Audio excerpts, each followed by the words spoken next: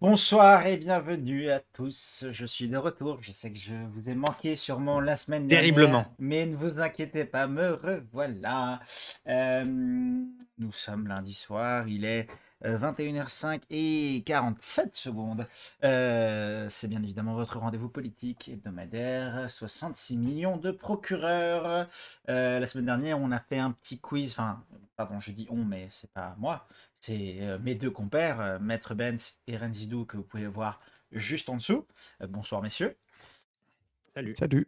Qui vous donc fait un petit quiz qui a été remporté par...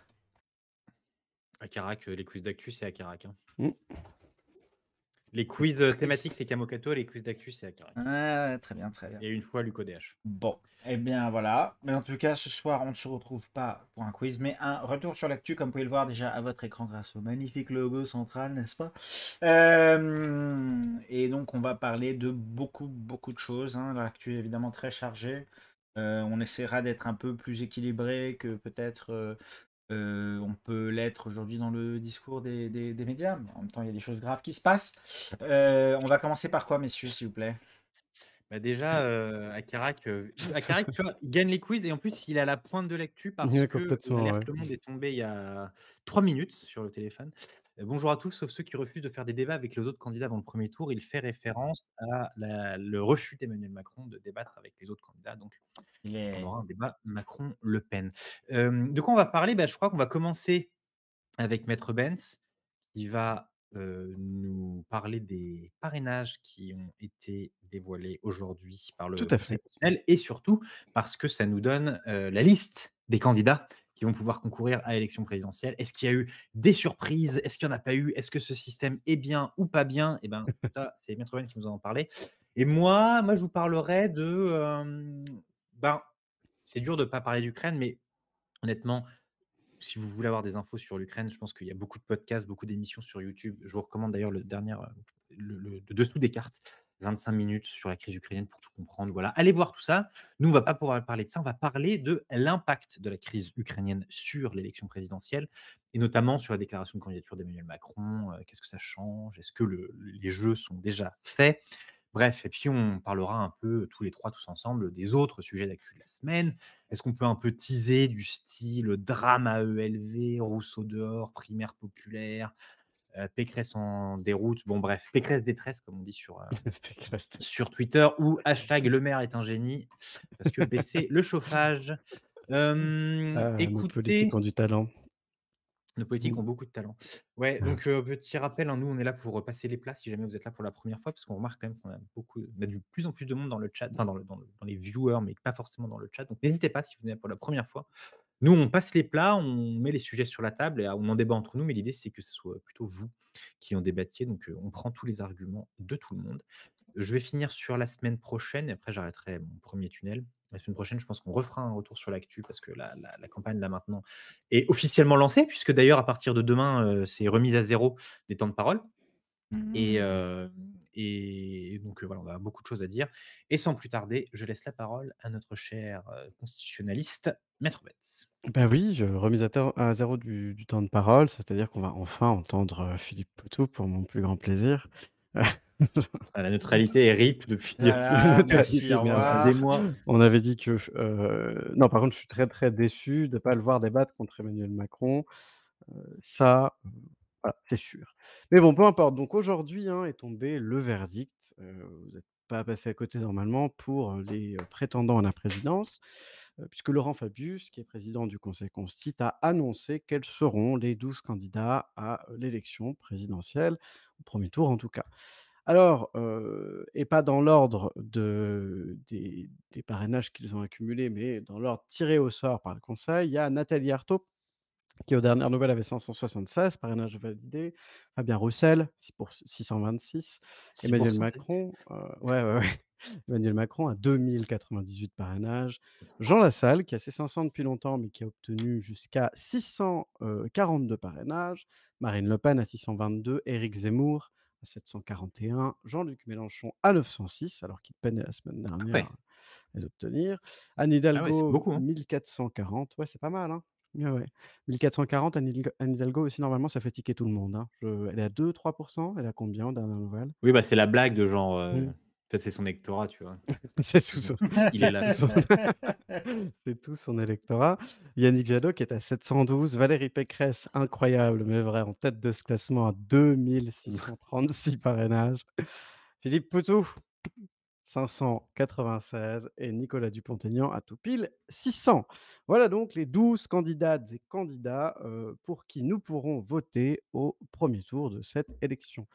Adieu et petite pensée, émue pour, François Asselineau, qui ne recueille que L'UPR. 296 parrainages, Christiane Taubira à 274 et Anas, Kazib à 160 pour citer ceux qui étaient le plus proches, de les avoir, pour dire. Et évidemment plein Mmh. d'autres encore. Bah, je Alors, pense qu'on aura l'occasion d'en parler juste mais oui, mais c'est vrai que c'est intéressant de voir que le top 3 c'est donc, on a l'impression c'est vraiment très ancien monde, quoi. C'est l'UMP, c'est le ouais, PS et puis c'est un espèce de centre, UDI, ouais, MODEM, tout à fait. et c'est vrai qu'on aura peut-être l'occasion peut-être que tu nous prévois d'avoir un débat Peut-être, sur cette peut-être. règle-là, mais ça représente pas trop la réalité du corps électoral, Bah, hein? ouais et ce qui était un peu choquant, il y a une semaine et demie encore, c'est que quasiment un électeur sur 2 voulait voter pour un candidat qui n'avait pas encore ses 500 parrainages. Mmh. Donc on est là sur quelque chose, mais qui pouvait poser des questions et dont on va évidemment parler, puisque tout le monde a appelé un peu, dire: «Attendez, c'est quoi cette règle? Comment ça se fait?» Enfin, on va en parler, mais avant d'en parler, peut-être pour avoir une image un peu plus, globale de la chose, un peu de retour, sur l'histoire de cette règle-là, puisque ça a pas toujours coulé, de source. Sous la 5e, hein, donc première élection d'un président, c'est en 58, mais au suffrage universel indirect, donc il y a pas de parrainage. Pour être candidat, il suffisait d'être présenté par 50 des grands électeurs qui vous éliraient après, donc voilà comment ça s'était fait pour cette seule élection Ouais, ouais. et en 62, on vient changer la donne puisque, on modifie la constitution pour prévoir l'élection du président au suffrage universel direct, selon les modalités qu'on lui connaît aujourd'hui à cette élection-là. Alors pour être candidat, on n'est pas sur les 500 parrainages du tout à l'époque, mais on estime qu'il faut cette fois être présenté par au moins 100 citoyens qui sont titulaires d'un mandat électif, ce qui revient quasiment au même, hein, qu'aujourd'hui, mais seulement 100. Et donc il y a 3 élections qui se passent comme ça sous la 5e en 65, 69 et 74 et qui voit le nombre de candidats qui augmente à chaque occurrence de l'élection. Donc six candidats en 65, 7 en 69 et puis 12 en 74. Et alors 12 candidats en 74, à ce moment-là, le Conseil constitutionnel réagit et fait une déclaration dans lequel il demande à revoir un peu cette procédure de filtrage, puisque, ça devient un peu le bordel et il dit, en gros, il faudrait augmenter le nombre de représentations à réunir. On ne parle pas encore à l'époque de parrainage. Bonjour Luc ODH. Bonjour à tous Une sauf à ceux référence qui ne à font à pas Bruno Le d'efforts Maire, sur voilà. leur consommation d'énergie. Bruno Le Maire est un génie, évidemment. Voilà.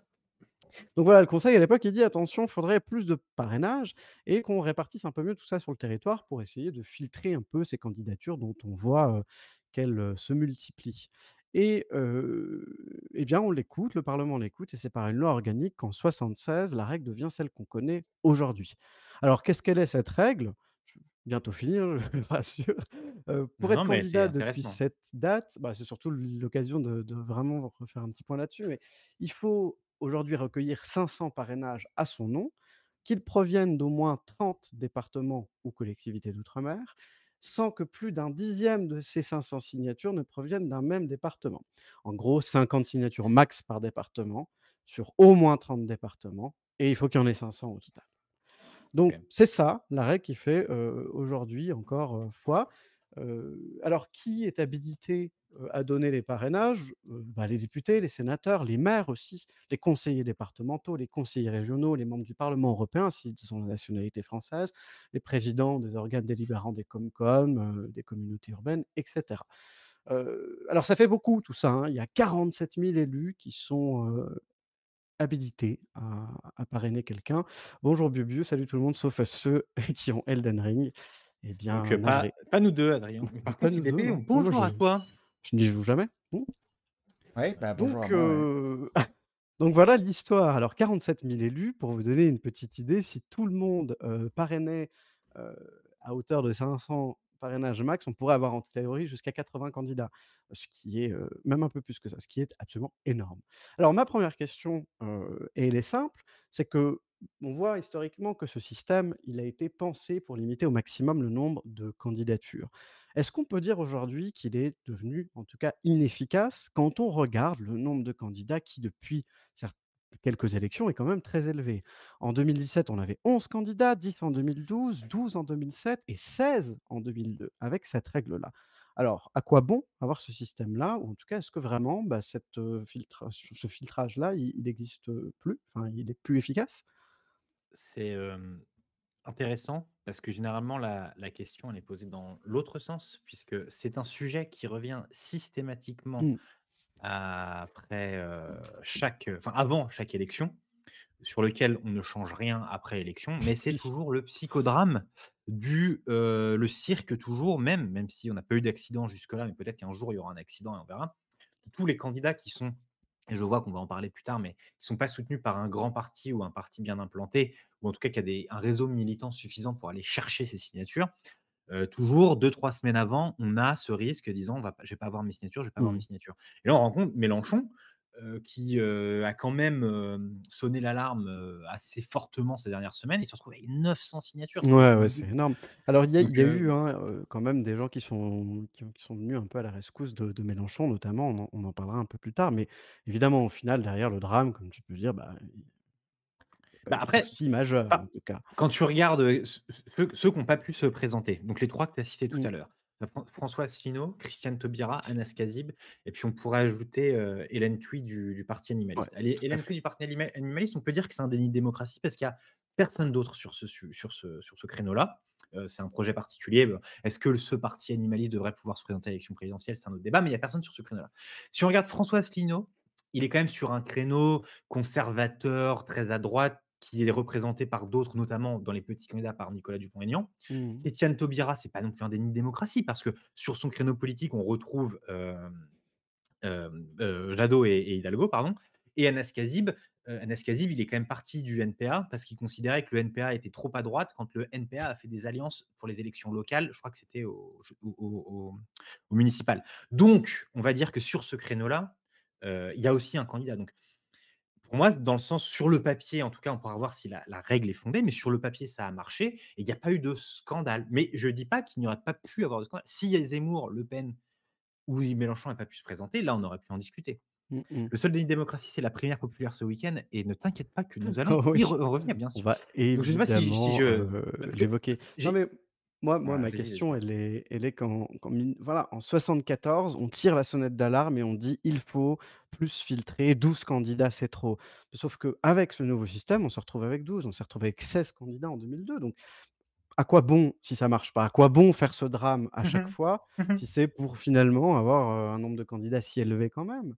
Alors il y en aurait plus, Ouais, mais probablement. là, enfin, encore une fois, si dans les candidats qui restent, peut-être à part Hidalgo, Jadot ou Mmh. peut-être, Spoutou, Artaud, ils sont quand même tous sur des positions assez différentes et en enlever un ou en empêcher un des autres de se présenter, là, ça devient quand même compliqué, je trouve, non? Je ne sais pas, moi, ça me paraît pas voilà, je sais pas Ah IDB ce ouais. que tu en penses, Oui mais mais bon. Non, oui, non, mais pardon. je suis d'accord, mais enfin, moi, je suis d'accord. Non, je suis pas d'accord dans le sens où ça ne me dérange pas qu'il y ait autant de partis et de candidats qui se présentent. Je pense que c'est la responsabilité de chaque courant politique de se démerder pour maximiser ses chances et maximiser le projet qui peut être porté. Maintenant, s'ils OK. ont tous envie d'y aller en indépendant, bah, tant mieux pour eux, hein. Enfin, je veux dire, si tu veux, toi, vous parlez ça comme si c'était un déni de démocratie si X candidats ne pouvaient pas se présenter. Moi, je considère que c'est plutôt au grand parti de X mouvance de peut-être prendre sur leurs ailes les projets de petits candidats qui ne pourraient, par exemple, pas se présenter. Même si c'est un élément mineur de ta campagne, de faire en sorte que cette personne vienne te soutenir quand même un tout petit peu, ça peut être pas mal après. Par exemple, Alors on Chasse Pêche va en Tradition, reparler enfin. justement des grands partis parce que pour moi c'est une vraie question dans ce système-là. Kamokato il réagit et il nous dit: «Est-ce que, le fait que ce système soit de plus en plus critiqué n'est pas dû à la distance de plus en plus grande entre le peuple et ses élites, même si, le maire est une figure de proximité et encore populaire? Autrement dit, l'électeur apprécie moins qu'avant qu'une figure intermédiaire s'immisce entre lui et l'élection». Je ne sais pas si c'est le sujet poursuit-il, cette année? Attends. Si le sujet était vraiment Oh le pardon. Oui, système ou oui. plutôt la fin de l'anonymat, c'est vrai qu'il y a eu une loi en 2016 qui fait que maintenant les parrainages Alors sont publics. Parlons-en parce qu'effectivement, il y a eu cette question-là, alors c'est pas trop dans l'ordre où j'avais prévu de le faire, mais ça tant pis. En vrai, il y a cette histoire, on dit: «Oui, les parrainages sont plus publics». Déjà, c'est pas vrai, ils ont toujours été un peu publics, voire carrément, publics, les parrainages, puisque ce qu'on faisait avant 2016, la loi est passée en 2016 pour effectivement rendre aujourd'hui tous les parrainages publics. Si vous parrainez quelqu'un, ce sera rendu public et y compris au cours, du processus de récolte de ces parrainages. Mais avant ça, on prenait 500 parrainages tirés au sort pour tous les candidats et on les rendait publics. Autant dire que, Ah oui. Poutou avec ses 600 parrainages, eh bien, il y en a 500 d'entre eux qui sont rendus publics. Donc les Mmh. petits candidats, qui des Marine Le Pen et tout, qui obtenaient les 500 et quelques, si vous la parrainiez, vous aviez une énorme chance d'être rendu public. Donc c'est pas du tout la fin de l'anonymat. L'anonymat, il n'a jamais véritablement existé dans ce système-là. On a changé les modalités un peu d'exercice de cette chose-là, mais en somme, enfin, moi, je pense que ça change pas énormément de choses. Bonjour Audevie. Donc D'accord, c'est intéressant. ouais, ouais, non, ça change pas tout. On a entendu, hein, des gens qui ont dit: «Oui, ça n'a» ç enfin, Jean-Luc Mélenchon, je crois, s'en était plaint. Heu, mais bon, voilà. Alors après, ce qu'on peut entendre aussi d'un autre côté, c'est l'idée: «Bah oui, mais les élus, locaux, ils parrainent plus parce qu'ils ont peur un peu des pressions». Ouais, Et bah oui. notamment des pressions des gens. Alors j'ai entendu 2 versions, j'ai entendu les pressions des partis et les pressions des gens qui, éventuellement, vont commettre violences et menaces à leur encontre. Alors je sais pas ce que vous en pensez ça, mais Bah, vous pensez que c'est une crainte fondée ou? en fait, il y a une crainte qui est vraiment fondée pour les maires et là, on a eu des quand même pas mal de retours là-dessus parce que je vois que tu as des chiffres de combien il y a eu de parrainages, Mmh, au total sur le nombre de parrainages possibles. C'est quand même que mmh, pour les maires, il y a une pression de la part des intercommunalités sur les financements de certains projets en leur disant: «Si tu parraines tel candidat, on va te couper le financement à tel ou tel projet». Donc ça peut jouer. Mais ce qui est marrant, c'est qu'on parle de parrainage, mais je crois pas que la loi parle de ça, parce qu'en fait, la loi dit que faut présenter un candidat ou quelque chose comme ça. Que le terme de parrainage, j'avais trouvé ça, c'est ça enfin, c'est le parrain, ça rappelle la famille, la ouais, ouais, tout à mafia, fait. tu vois? Je crois que c'est la loi électorale parle de présentation, tu vois? C'est pas un soutien et c'est peut-être par là qu'on aurait dû enfin, qu'il faut rappeler, c'est que quand tu parraines quelqu'un, c'est que tu estimes donc, en tout cas, quand tu le présentes, c'est que tu estimes que cette personne-là doit pouvoir concourir à la présidence de la République. Ça ne veut pas dire que tu penses que cette personne-là doit être élue. Donc, c'est pour ça que les pressions dont sont victimes certaines personnes qui peuvent Mmh présenter des mh. candidats, elle est, à mon sens, elle a été comment, pardon, critiquée par certains élus. Et si c'est vrai, bah, c'est pas acceptable, tu vois. Moi, je considère que c'est pas acceptable du tout. Ouais, non, mais j'ai entendu ces choses-là aussi, je me permets juste de rebondir sur, ce que dit Audevie dans le chat. Non, il y avait pas une énorme chance d'être publié car à l'époque, il y avait beaucoup plus de parrainages. Sur les 46 000, potentiels parrainages. Alors c'est pas vraiment moi, enfin, j'ai pas vu ces chiffres-là du tout en tout cas, à quelques milliers près en tout cas, mais on a toujours été sur une faible participation me semble-t-il, en tout cas ces dernières élections, pour cette publication et effectivement, même aujourd'hui, si tu parraines Valérie Pécresse, tu as, bah, une chance sur 5 sur l'ancienne règle d'être publié, c'est pas beaucoup. Par contre, si tu parraines encore une fois Marine Le Pen ou Zemmour, ah là, les chances ne sont pas les mêmes et toute cette question était là. La question Mmh. s'est jamais posée pour les grands candidats, mais pour les petits. Est-ce que tu vas soutenir un petit candidat, sachant que ton nom risque quand même largement de ressortir? Et c'est ça le gros souci. Alors Jean-Luc Mélenchon et je rebondirai après sur ce que tu disais Alexis, hein, désolé, je passe un peu du coq à l'âne. Lui, il Mais je t'en disait prie, désolé, justement c'est cette moi qui parle de plein de trucs non, différents. non, non, t'inquiète. Cette difficulté de rassembler 500 signatures, lui disait, a été brutalement et volontairement aggravée par monsieur Hollande et Valls, qui ont décidé que les parrainages étaient rendus publics à mesure qu'ils arrivaient au Conseil constitutionnel. Pour lui, c'était un moyen d'opérer un frein considérable et un contrôle, par des pressions plus ou moins ouvertes sur les élus. Donc voilà Bah, ce que dit oui. Jean-Luc Mélenchon. Après, voilà, le fait que ce soit au fur et à mesure, c'est vrai que, voilà, on ne se retrouve pas devant le fait accompli. On peut presser un peu les élus Bah, pendant oui, la mais en chose, même mais enfin, ça pour le coup, du coup, l'anonymat change là-dessus parce que c'est après coup que c'est ouais, dévoilé alors que ça, là, ça la change pression, c'est ça. là-dessus et d'ailleurs Poutou en parlait aussi. Il disait: «Bah, voilà, nous on y arrive plus tard. C'est pour ça qu'il dit enfin, quand il explique un peu comment il a réussi, c'est plus tard, le plus tard possible parce que là, c'est là que les maires sont à l'aise parce que ça apparaît aussi comme une caution démocratique et non Mmh. plus comme un soutien. Je veux dire, si à 3 jours de l'élection, tu peux pas te présenter, le maire qui va te filer quelque chose, on va peut-être Ouais, moins ouais. lui en vouloir que si tu es un soutien, jour 1. De 1 oui, oui, c'est vrai. Donc c'est intéressant, hein, mais Camo nous dit: «On assiste aussi cette année à des référendums locaux pour Oui. adresser le parrainage à tel ou tel Alors candidat». ça là-dessus, moi, j'avais une Ouais. réaction. C'est qu'on a vu aussi des maires qui faisaient voter leur conseil, municipal pour dire, voilà, à quelle personne, enfin, est-ce que le maire va donner Mmh sa mh. signature? Hem, En fait, c'est que ça peut pas être une règle. C'est bien que ça soit fait par, certaines personnes qui veulent plus grande démocratie ou qui veulent pas assumer donner leur parrainage à quelqu'un d'autre aussi, mais c'est une présentation en son nom propre parce que ça doit être signé du nom de la personne. Donc c'est-à-dire qu'on Ouais, peut ouais. pas c'est toi qui décides en tant qu'élu. Donc que tu délègues ça à quelqu'un d'autre si tu veux le faire en ton nom propre, très bien, mais ça peut pas devenir une règle. En tout cas, il faudrait changer un peu plus largement le système. Bah, complètement, ou nous demander directement à cet égard-là, enfin, ce serait Oui, plus oui. logique. Alors, de l'autre côté, moi, enfin, là, on parle de la pression peut-être des partis voilà, font chanter sur les, subventions ou même, de manière plus générale sur, le réseautage, politique. Il y a l'autre facette dont Camocato parlait aussi tout à l'heure, il y a une mairie qui a été vandalisée encore aujourd'hui, cette idée de dire que les élus, la violence, elle n'est pas que du côté des institutions politiques, elle est aussi du côté des citoyens. Et c'est ce que François Bayrou notamment dit en disant: «Je crois qu'il y a pression de la société. La découverte du fait que leur nom serait publié a sûrement joué un rôle, mais ce phénomène des élus qui s'abstiennent de parrainer ne s'explique que par la violence qui s'exerce à leur égard. Le sentiment de pouvoir être ciblé, poursuivi, agressé a joué pour lui un rôle certain». Alors pour le petit chiffre, hein, 12 000 élus qui parrainent, 12 000 sur 47 000. C'est extrêmement peu. Donc, je ne sais pas quoi penser. Est-ce que c'est, un savant mélange des 2? Est-ce que c'est des élus qui veulent pas trop se mouiller, qui veulent pas trop rentrer dans cette polémique-là et juste faire leur travail d'élus locaux? En Là, même moi ouais, mais temps oui, j'ai pas vas-y. les chiffres, j'ai pas les chiffres, mais combien enfin sur ces 47 000 au total, il y a 36 000 à peu près du coup qui sont des maires, Mmh mh. et sur ces 36 000, il y en a combien qui sont des élus, d'hiver droite ou d'hiver gauche ou sans étiquette? La majorité, je pense. Ah oui, la majorité. Mais Donc c'est justement, pas des gens politisés forcément. non, mais c'est pas des gens forcément politisés, mais encore une fois, le coût de la subvention ou le «j'ai pas envie de me mouiller», heu, Poutou, il va chercher ses parrainages que chez les gens qui sont pas encartés, que chez eux. Il va pas D'accord. chercher chez un maire, Ah Les ouais? Républicains ou donc il fait que les petites mairies là et puis il enchaîne et c'est là-dessus qu'il les a. Heu, OK. Cato nous dit: «On peut aussi imaginer un système de signature citoyenne, 500 000 par exemple, qui permettrait de faire vivre la démocratie en amont de la campagne». Ouais, je souhaitais en parler un peu plus tard de comment est-ce qu'on pourrait peut-être Ouais, il repenser y a plein d'idées là, on a plein de trucs à dire cette là-dessus. règle, mais je pense qu'il y a énormément de choses.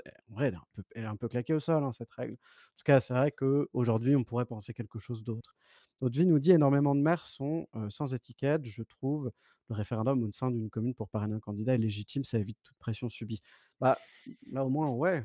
Enfin, pour le coup, il peut pas y avoir de pression à ce niveau-là quand c'est le Enfin, peut-être qu'on peut, je sais pas de quoi tu voulais parler, vas-y, vas-y. après, peut-être qu'on peut parler de la suite, mais c'est attention à pas instaurer un système de primaire, en fait. Enfin, Oui, si on c'est le ça. veut, on pourrait, Ouais, mais c'est ouais, un ouais. peu un système de primaire à l'américaine quand même là, Bien si on s'y sûr, oui. dirige un peu. Mmh, mmh. Alors après, tu vois, entre un élu qui donne pas son parrainage et un élu qui dit: «Bah, écoutez, moi, de base, je l'aurais pas donné, mais puisque, vous le demandez, moi, je sais pas à qui le donner, démerdez-vous, votez». Je préfère à la limite cette deuxième option, tu vois? Que ce droit de parrainage, il soit, peut-être un peu plus sollicité, voire encouragé. Donc Et qu'est-ce qu'on pense du coup, est-ce que je sais pas si tu voulais en parler, mais tu sais, du coup, tu pas le François Bayrou là, il a fait une espèce alors oui, je voulais de vous en parler. bourse. De Ouais, bourse au bah, oui, parrainage, ouais. oui. Le truc, c'est que tout le monde a quand même tiré la sonnette d'alarme et autant je suis d'accord avec toi, c'est le cirque à chaque élection, autant là, j'ai vraiment vu, Marine Le Pen, Éric Zemmour, Ils ont arrêté s'inquiéter leur campagne même. pour de vrai. Ouais, ouais, ouais, complètement. Mais voilà, Marine Le Pen qui appelle à l'aide sur France Inter en disant, «Au secours, au secours Jeanne, on n'y arrivera pas». C'est un peu choquant. Alors un peu choquant, je sais pas, mais en tout cas, j'ai l'impression que c'était sincère, et il y a des politiques qui sont venus, au secours un peu, des grands candidats, enfin non, pardon, pas des grands candidats, mais des candidats Mmh. qu'ils considéraient comme importants, dont font partie Marine Le Pen, Jean-Luc Mélenchon, Éric Zemmour. On a notamment le maire, le président pardon, je l'ai foutu où celui-là? Excusez-moi. Tuc tuc t je cherche, hein. Alors on a notamment François Bayrou, le temps que je retrouve l'autre, qui a décidé de créer une bourse, au parrainage. C'est David Lisnard, l'autre, je pense. Oui, David Lisnard, tout à fait, donc une banque des parrainages pour recueillir des signatures Bayrou nécessaires à la présentation de gros candidats, alors de ceux qu'il estime légitimes, c'est-à-dire de ceux en gros au-dessus de 10 dans les sondages, et il annonce avoir recueilli 365 signataires. Donc en gros des gens qui donnent leur parrainage en disant: «Écoute, on le distribuera où tu voudras plus ou moins, pour que ces candidats-là puissent se présenter». Alors ma première question, quoi penser de cette initiative-là de François Bayrou? Qui globalement va se targuer maintenant d'avoir fait, d'avoir rendu possible la candidature, par exemple, de Marine Le Pen, alors que c'est le premier au second tour de l'élection de 2017 à, appeler à faire barrage. Donc à quoi Il a bon donné sa soutenir l'extrême droite si c'est pour faire barrage contre elle derrière? il a donné son parrainage à Marine Le Pen, c'est ça Lui, il que l'a donné à tu Marine Le Pen, ouais, ouais, tout à fait. ouais, ouais, bah, c'est vrai que c'est assez intéressant, parce que j'avais pas pensé au coup du barrage républicain, mais en même temps, si on doit arriver à un moment où tu as quelqu'un qui fait une bourse pour les parrainages, pour pouvoir les donner à un tel encore une fois, ça montre que le système marche pas vraiment et qu'il y a des si c'est une manière de contourner, de détourner, Mmh. parce que si tu commences un peu à réfléchir, à pousser ça plus loin, à l'institutionnaliser, sur quelle base tu prends cette bourse? À qui tu donnes? En fonction de quoi? Enfin, Bah et puis à quel c'est une moment bonne François idée. Bayrou est garant de la démocratie, tu vois? Enfin, je Ouais, mais oui, non, mais voilà, mais c'est pour ça qu'à part le côté coup de com' et mmh. quand tu regardes finalement, bah, je crois pas que les candidats en aient eu besoin parce que finalement lui, il a donné son parrainage à Marine Le Pen, mais est-ce que cette bourse a été utilisée? Si oui, par qui? Moi, je sais pas, Heu, ouais, j'ai pas vu, mais il y a moyen que si, en vrai, hein, vu le nombre qu'ils atteignent tous aujourd'hui. Donc j'en sais rien. En tout cas, mais voilà, on a aussi de l'autre côté le président, donc pourquoi je le perds à chaque fois? Oui, David voilà, Lisnard, David Lisnard, excuse-moi, le nouveau je Barouin, en l'oublie. fait. Exactement, le nouveau Barouin, président de l'association des maires de France, c'est bon, qui avait annoncé, lui, parrainer Jean-Luc Mélenchon alors qu'il est les Républicains, et qui avait incité, les gens de son parti à faire de même en disant: «Ouais, c'est un souci démocratique, je partage pas les convictions de Jean-Luc, mais voilà, il faut quand même en tant que citoyen, que ces candidats, à partir du moment où ils sont dans le champ de la République, disait-il, donc déjà, lui, il fait la Qu'est-ce que sélection, ça hein, veut où il dire? veut, puisqu'on ne leur interdit pas de se présenter, ne peuvent pas être privés, du droit de se présenter. Il dit: «Quand on veut affronter quelqu'un, il faut le faire, sur le terrain d'affrontement», et il a peur que la société explose s'il y a ni Marine Le Pen, ni, Éric Zemmour, en gros, dans l'élection présidentielle. C'était plus ou moins ça son truc. Alors moi, j'ai un gros souci avec ça, c'est qu'à quel moment, bah, c'est à eux, ces élus, les Républicains, MoDem, de décider de qui est dans le champ républicain, de à qui on va, bien vouloir faire grâce des parrainages de notre parti. Enfin, pour le coup, en termes démocratiques, je pense qu'on est un peu loin de ce qu'on pourrait espérer, dans un tel système.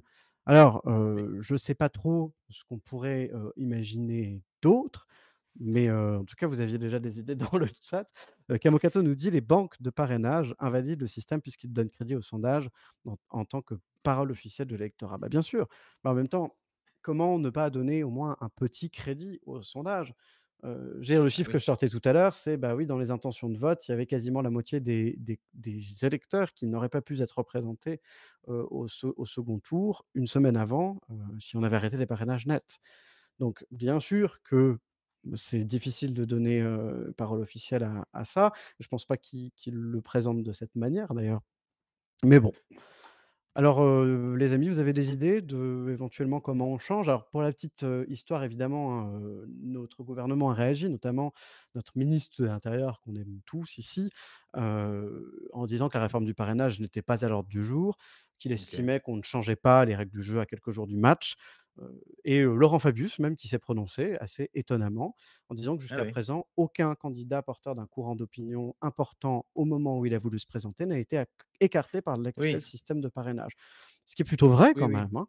Oui, Si c'est un ce qu'on disait tout débat à l'heure, Ouais, ouais, ouais, vas-y. tout à fait. Pardon, je termine juste la citation. Si un débat doit avoir lieu sur ces questions, ne serait-il pas plus sage qu'il soit posé devant le parlement au début de la législature plutôt qu'un mois avant l'élection? Donc ça rejoint tout à fait ce que tu disais tout à l'heure, Alexis. Ouais, mais ça là-dessus, enfin, je suis désolé, le mec, à part sur le mec ou la dame, enfin d'ailleurs Mmh. la personne qui va être élu président de la République, il en a rien à foutre une fois qu'il est élu. Mais bien en sûr, fait. bah, évidemment, Donc, bah, d'autant plus que, mais ça favorise quand même grandement un système comme ça aussi, les gens qui sont Mais on n'a déjà pas enfin, je pense qu'on peut parler sur, les autres systèmes parce qu'il y en a beaucoup qui ont été évoqués et je pense que mmh mh. chacun, mériterait qu'on s'y arrête quelques secondes. Ouais. Mais il y a quand même un sujet, c'est le rôle des partis là-dedans, tu Oui, vois? tout à Parce fait. que C'est vrai qu'on n'a pas creusé ce truc-là. Ouais, ouais. tu sais, tu parles de on a parlé d'Hidalgo un petit peu on a parlé du top 3 qui sont les 3 plus gros partis entre guillemets, enfin si on met Marine Le Pen, de côté, en tout cas en termes d'élus locaux. Mais il y a des candidats, notamment je pense à on a parlé de Nathalie Arthaud ou Jean Lassalle, qui Ah, sont en fait qui y des tout arrive, petits ouais. partis, Mmh. mais qui ont une facilité et ça moi ça me Ouais, c'est impressionnant. Bah, déjà, sur la première partie de ton affirmation, les partis, c'est, on le voit bien, absolument fondamental dans ce système-là. Comment on peut être Anne Hidalgo et remporter, elle a combien exactement, que je dise pas de conneries? Quasiment 1 500 parrainages, alors qu'on est à mmh, 2 dans les intentions de vote. Comment on ouais. peut être Valérie Pécresse, faire une campagne aussi pétée Non et mais ça, allez vite. non, mais vraiment, et avoir 2 636 parrainages. Je trouve ça incroyable. Quand un, Mmh, Philippe Poutou ou quand un Jean-Luc Mélenchon a galéré, même si, bah, on voit bien que pas tant que ça, à avoir ces parrainages. C'est absolument choquant et on voit bien quelle est l'emprise du système, des partis sur le monde politique local. On voit bien à quel point c'est facile pour les Républicains de mobiliser, avec la discipline de parti qu'on leur connaît, absolument tous les élus qui, convaincus ou non, vont donner, leur parrainage sans, broncher. Donc c'est un mmh, vrai souci parce que ça ne représente pas du tout, à mon sens, ce qu'on peut attendre d'un processus de sélection qui soit à peu près démocratique. Là, c'est à qui aura le plus gros réseau politique mmh et ça, c'est un peu un souci. Sur la deuxième question, sur la deuxième partie de ta phrase, Lassalle et Artaud, c'est cool, c'est bizarre qu'ils arrivent aussi facilement, mais en réalité, Artaud, c'est lutte ouvrière. Donc ils sont, voilà, les mecs, ils arrêtent pas, quoi. Les militants, c'est des cinglés, ils bossent, je C'est des pense. cinglés. Non, mais je veux dire, ils ont une discipline aussi de parti, pour le coup, qui est extrêmement rigoureuse et ils vont chercher ces parrainages-là avec un réseau qui est déjà bien construit et qui, depuis des années et des années et des années, est là. Donc je pense qu'ils ont aucun problème à ça parce qu'ils savent comment on fait, lutte ouvrière. J'entendais Oui, oui, bien Poutou qui sûr. parlait d'eux d'ailleurs en mode, «Non mais eux, on sait qu'ils sont chauds, quoi», tu vois? On sait qu'ils savent faire, on sait qu'ils le font et nous, autant on y va, complètement à l'arrache, 2 mois avant parce qu'on est des cons, eux, jour 1, post-élection, ils sont déjà en train de refaire le truc. Donc c'est une discipline tout autre et Jean Lassalle, il est ultra populaire. Jean Lassalle auprès Mmh, des petits élus, locaux, c'est le mec, il y a aucun souci à remballer ses parrainages. Donc ça bien peut sûr. être un peu, «cocasse» entre guillemets, mais bah, le type jouit d'une popularité et d'un charisme probablement qui fait qu'il a aucun mal à régler ça. Camocato nous dit: «6 mois avant l'élection, un isoloir présent dans toutes les mairies pour donner son parrainage à n'importe qui». Bien pourquoi pas? En vrai, ça c'est une solution qui pourrait avoir du sens, même si ça ressemble fortement à une primaire, hein, pour le coup. Mais ça pourrait avoir du sens. Oui, bah, oui, j'avais pas vu que tu avais répondu. Tout à fait. Et ce système valorise les partis d'élus PS, même quand, ils ont perdu leurs électeurs, ou les partis comme Hello qui ont, un armada docile sans vie privée. Oui, bon, bah, oui, je Sur Lutte ouvrière, fais regarder le parce que c'est évoqué le dernier documentaire tout à sur fait. Blast de Usul. Sur Ouais, le non mais au-delà de l'aspect partisan, c'est intéressant sur la manière dont fonctionne Lutte ouvrière. Moi, j'ai appris beaucoup de choses ouais, moi sur aussi. notamment le secret, Ouais, de ce c'était bien parti. marrant. Enfin, j'ai beaucoup aimé Mmh. ce truc-là et il y a aussi Poutou Mmh. qui parle sur Blast également justement de ce truc-là, c'est intéressant. Ça dure 40 minutes mais je vous invite, il raconte un peu, 40 minutes de Poutou, je sais pas. On verra. 40 minutes de comment je suis allé chercher mes parrainages dans ma Kangoo. En vrai, ça a un petit côté, en vrai, ça me OK, parle un peu, tu vois? je comprends. Mais bon, c'est pour l'information évidemment et rien d'autre, hein. Bien sûr, bien sûr, bien sûr. Alors au final, Bien sûr. est-ce que c'est vraiment bien non enfin bien démocratique cette règle-là? Bah, je sais pas, Camocato Haute-Vie, vous nous avez déjà donné quelques pistes pour essayer de repenser ça, différemment. Moi, j'en avais, peut-être quelques-unes. Mieux vaut une Poutine avec Poutou qu'un Poutou avec Poutine. Oui, c'est Je vrai. crois que oui. Je ne suis Je pas sûr. je pense Je je pense pense à Carac, je tu raison. pense que oui. Tu m'as un peu retourné là, Ce n'est mais pas une primaire puisque ce système n'est pas sous la bannière d'un parti et s'adresse à tous les citoyens. Oui, mais quand même, Oui, tu mets non, un mais c'est filtre pire qui qu'une est un primaire, peu en fait, c'est une élection avant l'élection puisque, c enfin, il faut X pourcentage, de voix avoir le droit à accéder à l'élection principale.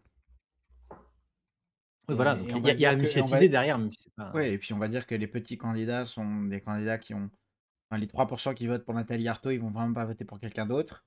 Donc si Nathalie Arthaud leur demande, pardon, de lui donner des parrainages, bah, ils iront tous, et puis voilà, et puis passer 3,5% à l'élection présidentielle aussi, qui seront exactement les mêmes que ces parrainages. Hop, enfin, je veux dire, ça n'a pas grand intérêt, je pense. C'est quand même, Je sais pas, au moins à débattre. ouais, enfin, c'est quand ouais. même, je trouve que ça rejoint un thème un peu plus large, qui est de réduire l'importance des intermédiaires démocratiques dans ce pays, que je ne comprends pas. Oui, mais du coup, on se retrouve avec quoi? Avec, 30 candidats et on bah, peut-être, Non, hein, mais justement peut-être que Et, les alternatives là? ouais, alors ouais, ouais, je sais pas. bah, alors sans, aller en tout cas pour l'instant évoquer jusqu'à évoquer pardon la suppression simple de cette règle, qui est envisageable, hein, mais en se disant: «Bah, écoute, voilà, la sélection se fera naturellement au premier tour et vous pouvez voter pour un des 45 candidats qui se présentent», voire beaucoup, beaucoup plus en réalité. On pourrait peut-être, par exemple, je sais pas, limiter à 500 parrainages, pour forcer les élus à en parrainer d'autres, puisque on peut entendre qu'il y a des élus locaux qui veulent pas utiliser ce droit de parrainage, mais à ce moment-là, vous êtes élus les Républicains, Pécresse a déjà ses 500 depuis, le début, bah, si vous voulez exercer ce droit, vous êtes obligé de le faire pour quelqu'un d'autre et pas de pression possible dans ce cas, d'une manière ou d'une autre, ou peu ou beaucoup moins en tout cas. Mmh. Oh, mais On pourrait non, également mais mmh, ça ne fait que artificiellement gonfler le nombre de candidats potentiels. bah, artificiellement ou pas, parce que je veux dire, encore une fois, là, les élus les républicains qui se réveillent, 3 jours avant la fin en disant, «Il faut absolument donner le parrainage à Jean-Luc parce que sinon il ne sera pas là», ils se seraient peut-être posé la question avant. Alors encore une fois, est-ce que c'est une bonne chose? Est-ce qu'il faut peut-être envisager de faire tout simplement autrement? Moi, j'en sais rien, je Ce propose juste des système, choses pour enfin, pour moi, adapter. ces systèmes-là représentent juste une digue à de la démagogie et du populisme brutal et direct. C'est tout, et c'est le but de tous les intermédiaires qu'on élit pour le système politique et gouvernant, au final. C'est qu'on considère que ce sont des gens sachants et qui vont faire l'effort de s'intéresser à la politique 24 heures sur 24 pour diriger à notre place. Et enfin, c'est à eux de filtrer les candidats. Je pense que si on a aujourd'hui 12 candidats, c'est pas forcément une mauvaise chose, enfin, c'est pas exagéré. Non, bah, c'est pas forcément exagéré. En tout cas, on voit que, bah, la plupart des courants, ce que disait Alexis, hein, c'est qu'honnêtement là, on n'a pas l'impression d'avoir privé véritablement l'électorat bah, d'une quelconque opinion à droite, à gauche, au centre, peu importe. Donc ça paraît pas déconnant, mais Surtout est-ce que sur une tout présidentielle, encore une fois, hein. non, mais d'accord, mais est-ce que c'est quand même quelque chose d'acceptable, d'avoir, par exemple, une Marine Le Pen qui représente quand même, qu'on l'aime ou qu'on l'aime pas, une grande partie de l'électorat français, appeler au secours les autres candidats et les élus locaux, pour ces parrainages? Moi, je pense pas, hein, sincèrement, ça, pour moi, ça me pose problème. Donc quand Bayrou, là, il a donné son parrainage à Marine Le Pen, il s'est fait tomber dessus de tous les côtés, c'est inacceptable, c'est machin. Bah, moi, qu'au contraire, je trouve ça normal. Alors, probablement que la démarche, connaissant le bonhomme, et voyant un peu ce qu'il fait, est parfaitement intéressé, est un calcul, sans aucune, bonne intention derrière et parfaitement cynique. En tout cas, je le pense de cette manière-là. Mais en tout cas, bah, moi, ça m'aurait choqué, littéralement, et ça arrivera forcément un jour, vous qui en êtes en partie. Parce qu'on le disait tout à l'heure, c'est un système qui favorise les, partis d'élus. Sauf que les partis d'élus, bah, ils existent de moins en moins. Donc ça va donner quoi? À un moment donné, quand le PS, ils arrêteront même de présenter un candidat ou qui sera à 0,5, ça va donner quoi quand les Républicains, ils se sont cassés la gueule si ça arrive? Moi, je sais pas, mais il faudra bien à un moment donné quand même revoir ce système-là. Donc Non, on mais pourrait Sur d'autres aussi partis qui viendront des partis d'élus. dans l'absolu, si on faisait ce système, si on prenait les règles les plus restrictives possibles tout en le maintenant, par exemple, on pourrait imaginer que, admettons, chaque maire n'a, enfin, ouais, par exemple, disons, il y a que les maires qui peuvent te donner leur voix, ou enfin, ou tous les élus actuels qui peuvent donner leur voix à une seule personne, une seule fois. C'est pas déconnant de dire que sur un cycle démocratique français, il faut qu'un candidat potentiel à la présidentielle ait récupéré 500 élus de sa ligne. Voilà, Mais c'est pas, enfin, c'est pas scandaleux. C'est plutôt, pour moi, ça c'est trahit non, mais c'est pas plutôt le déséquilibre entre les différentes élections et le fait que les gens vont voter pour la présidentielle pour des candidats qui Enfin, ne Mmh. seront jamais présidents Et et Non, mais c'est Hauteville parce dit, le seul point positif de cette méthodologie de parrainage, c'est qu'Anas Kazib n'a pas eu ses parrainages, les candidatures farfelues, voire intégristes comme Kazib sont éjectées. Alors moi sur le fond, sur Anas Kazib, je ne dirai rien, c'est pas faux. mais l'idée, c'est que du coup, il y a une digue. Ouais, mais c'est le Voilà. but. C'est le but mais pour moi. moi, le problème, c'est qu'à la limite qu'on fasse qu'on établisse un filtre, je veux bien, mais qui décide de ça? Est-ce que vraiment Les ça devrait élus, être c'est nous encore le qui, c'est nous, PSU? mais Mais ce oui, sont donc des quoi? élus. C'est quoi? C'est le RPR et le PS qui décident en 2022 de qui va être candidat au premier tour Mais de si l'élection les gens, présidentielle? Impossible ça. mais si les gens ne votent que pour ces gens-là, si ce sont les seuls élus qui existent, alors oui. Mais parce qu'il y a une décorrélation complète entre les élections locales et les élections Je présidentielles, suis qu'on d'accord arrête. aussi. Mais ça, mais c'est pas la faute, c'est pas la faute forcément au. Ce système favorise aussi les combines cyniques, par exemple, la droite qui multiplierait les candidatures de gauche ou la mise en avant d'un candidat pour faire baisser le seuil d'entrée au second tour. Oui, Mmh. ça c'est vrai que pour Valérie Pécresse, il y avait tout intérêt à ce que Éric Zemmour puisse être candidat. Ah bah, évidemment, Donc, mais après, je pense que n'importe quel système, tu auras toujours un moyen de le contourner, de l'utiliser pour que ce soit un évidemment. truc, politique, quoi. Mais il y a plein d'idées, tu vois? Chaque Ouais, élu pourra avoir ouais, 2 ouais, voix, donc un tout à parrainage fait. pour son candidat, puis un parrainage pour un autre. L'histoire du parrainage citoyen à 500 000 peut-être voix. Enfin, il y a plein d'idées. La Ouais. question là, sur le débat qu'on avait, et qu'il faut qu'on conclue là-dessus avant de passer à autre chose, c'est est-ce qu'il faut ce filtre, en fait? Et est-ce qu'il faut toi, IDB, c'est la démocratie plus un peu plus directe, c'est ces intermédiaires. Est-ce qu'il y a Non, encore aujourd'hui une justement, raison d'avoir ces justement, intermédiaires? c'est pour moi, c'est qu'il faut pas la démocratie plus directe. Enfin, je veux dire, à un moment, c'est trop. Trop, c'est trop. Ouais, Et moi j'ai tendance à après, le problème, c'est pas ça. C'est que le système, pour moi, je suis d'accord sur le principe. Enfin, je trouve que le système est essentiel. Le principe est essentiel de digue et de filtre et ce genre de choses. Et qu'ensuite, je suis d'accord qu'une mesure comme ne pas anonymiser le parrainage, ce genre de choses, crée des déséquilibres dans le processus. Et du coup, la digue n'est pas aussi efficace qu'elle devrait l'être. Enfin, non, pas. Enfin, elle ne fonctionne pas comme elle devrait fonctionner. Vu qu'elle est, oui, oui, c'est sûr qu'il y a ces pressions et ce genre de choses, et donc elle est déséquilibrée, elle ne marche pas correctement. Mais pour moi, la digue, si elle marche correctement, et si elle marche juste sur la base que les gens qui ont été élus prennent la décision ou non de valider un candidat, je pense que c'est, enfin, dans l'idée d'une démocratie représentative, je vois pas où est le problème. bah, écoutez, en tout cas, vous vous ferez, votre avis. Vous avez On vous en deux options. servira à Moi, je ramequin, vous ferez un avis. ouais, non, mais ça, moi, je Voilà. suis clairement en désaccord avec toi, IDB. Je pense que moins d'intermédiaires, mieux on se porte. Après, on est au moins un peu d'accord pour dire que, ce filtre-là, il fonctionne peut-être pas exactement comme il le devrait. Vous ferez votre avis. On a évoqué pas mal aussi d'alternatives. Alors c'est pas tout, hein, mais le temps passe. Alexis, toi, tu voulais nous parler aussi, moi, d'un truc que je trouve très intéressant. C'est l'impact de la guerre en Ukraine sur cette campagne parce qu'il est pas neutre du tout, du tout. Donc Oui, voilà, oui, oui, ça c'est oui. Souvenez-vous, avant, c'était, le covid, maintenant c'est l'Ukraine. On avait une campagne qui, ne débutait pas et on ne sait pas si elle va vraiment mmh, commencer. Peut-être finir sur ce que dit Haute-Vie. Le gros problème, c'est les pressions des conseils municipaux aux communautés de communes ou les directives de partis sur les potentielles subventions.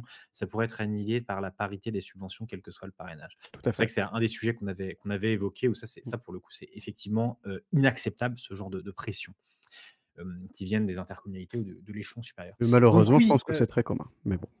oui. On peut enfin l'appeler monsieur le candidat parce que Emmanuel Macron s'est déclaré moins de 24 heures, hein, avant la clôture des réceptions de candidatures par le Conseil constitutionnel, comme tu viens de le dire, Adrien.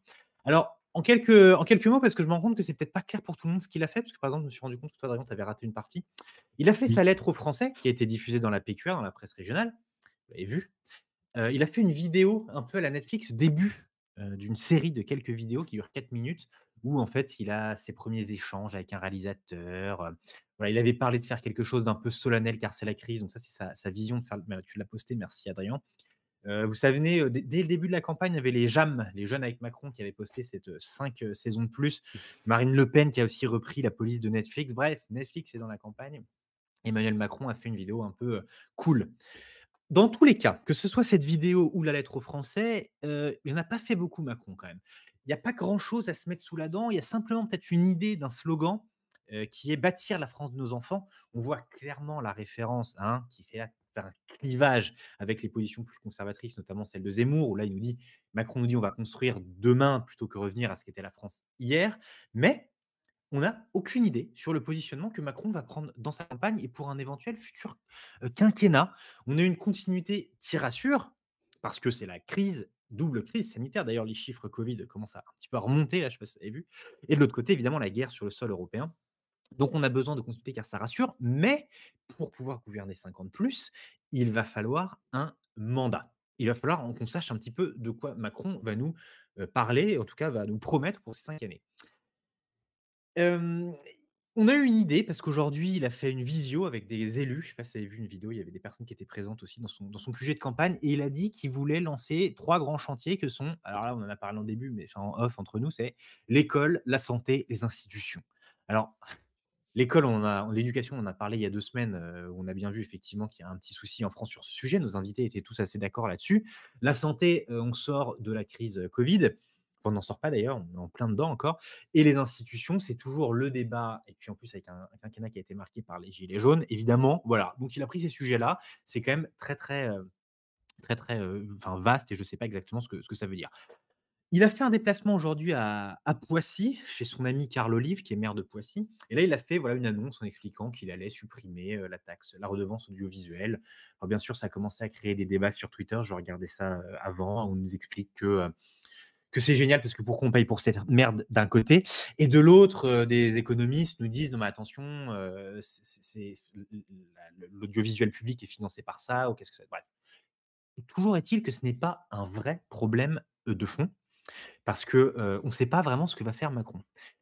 Moi, ce qui me dérange un peu et je pense que là, je vais bref, je vais vous poser une question un peu directe, qui va vous allez un peu savoir où on va aller, mais c'est, heu, la candidature, elle a perdu toute son importance. Normalement, le président qui se déclare candidat, il doit aller sur le terrain de la campagne en devenant candidat. Vous voyez? La campagne, elle parle de ça, le candidat arrive et va parler de ça.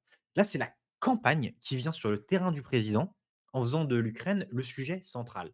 Moi, ce que je vais vous demander, c'est que déjà, avant la guerre en Ukraine, Macron était un peu favori dans tous les sondages. Là, aujourd'hui, bah, est-ce que Macron, on peut en parler, hein, mais est-ce que, étant donné les forces en présence, est-ce que pour vous, Macron est déjà réélu? Est-ce qu'on va avoir une... non, 2 questions, en fait. Est-ce qu'il est Ouais, déjà réélu? ouais. Et surtout, Enfin, peut-être plus important, est-ce qu'on va avoir une campagne, en fait? très sincèrement, j'espère me tromper, mais oui et non. Oui, il est déjà réélu, non, on n'aura pas de campagne. C'était un Alors peu une peut-être fausse question. avant ouais, ouais, bien sûr, avant de continuer, on a quelques réactions dans le chat quand même. Audevie nous Oui, dit, vas-y. après à propos de la vidéo, YouTube, il nous la joue, House of Cards, discours face cam ou plutôt profil cam. Ça sointe la communication comme toujours, il est dans la forme mais jamais dans le fond. Ouais, grave. Camo mmh, je suis assez d'accord. Et Kamokato nous dit qu'on ne me dise pas que Macron candidat, ne se réfugiera pas dans la figure régalienne du chef de guerre. Rien qu'aujourd'hui devant le panel de citoyens, il a prêché des bienfaits de la pratique sportive chez l'enfant. Oh, vous arrêtez pas!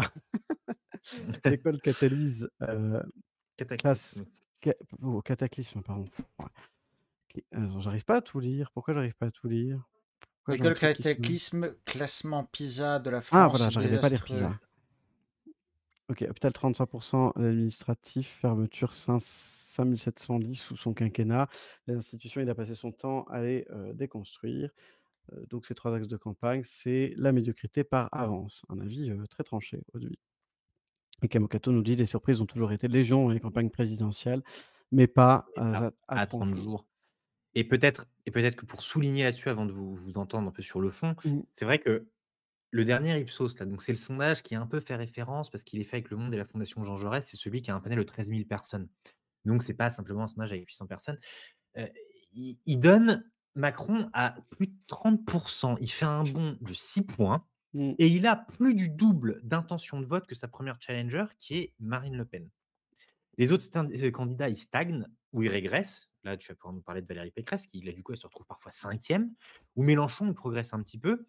Mais l'état des forces en présence aujourd'hui, c'est, Macron, Le Pen et puis après Zemmour, Mélenchon, Pécresse, ça dépend qui sont dans un mouchoir de poche. Dernier IFOP 30 ce soir, oui, c'est donc Ipsos IFOP 30. Heu, si une crise importante comme une guerre a tendance à faire un peu un glacis autour de la campagne, bah, les sujets, ils sont clairement dans le camp de Macron et il a la dynamique pour lui. Zemmour a toujours dit que pour gagner une campagne, il faut être bien positionné sur les sujets qui sont au cœur de l'actualité. Et aujourd'hui, les sujets que porte Zemmour, notamment l'immigration, notamment sur la sécurité, sont plus du tout au cœur de la campagne, où c'est l'Ukraine qui est représentée par Emmanuel Macron Mmh mh. qui gère tout. Donc voilà, je sais pas ce que vous en pensez, mais Bah, au-delà de ça, il y a même, je pense que tu peux peut-être en parler, mais voilà, l'Ukraine, ça dérange un certain nombre de candidats. comme la caméra. Ça vient pas aider, un Éric Zemmour ou un Jean-Luc Mélenchon à correctement se positionner, dans la campagne. Oui, on en parlera peut-être.